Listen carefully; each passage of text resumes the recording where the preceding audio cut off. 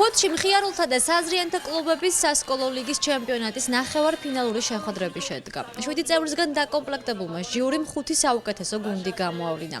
უკვე ცნობილია, რომ ფინალში ერთმანეთს მეოთხე საჯარო სკოლის გუნდის დრასტი, თამარ-ფაჩულიას საავტორო სკოლის გუნდი გიმნაზისტები, მე-12 საჯარო სკოლის გუნდი რკინიგზელი ჯენტმანები, მე-7 საჯარო სკოლის გუნდი ნუბაგაძი და დამოუკიდებელი გუნდი მერე გეტყვი დაუპირისპირდებიან.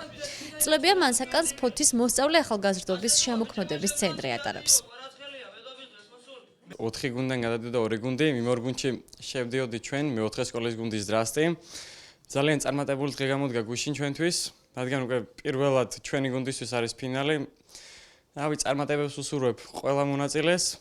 ჩვენი ჩათვლით. შედგა ნახევარფინალური თამაში, რომელიც იყო ძალიან საინტერესო, დაძაბული, რა თქმა უნდა, მეტოქები იყო კონკურენტუნარიანი, მაგრამ შანსები იყო თანაბარი. ჩვენმა უნდა მოახერხა შემდეგ ეტაპზე გადასვლა და ვფიქრობ, რომ გამარჯვების რეალური შანსი გვაქვს. ძალიან საინტერესო ნახევარფინალი ჩატარდა.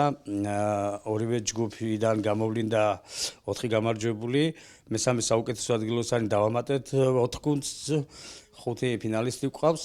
საინტერესო გუნდებია, ახალი გუნდებია, კარგი ნაკადია, ახალი თაობა და ნაკრებმაც კარგი შევსება მიიღო, ასე რომ ვთქვა და იმერეთის ღია ჩემპიონატზე ახლა ფესტივალი ჩატარდება, ისე რომ შარშან ჩვენ მოვიგეთ ეს ჩემპიონატი გახსოვთ და წელსაც მიწვეულები ვარ და იმედია ღირსეულად გამოვალთ, ასე რომ კმაყოფილები ვარ და წარმატებულად ჩატარდა და ფინალის ძალიან კარგი იქნება.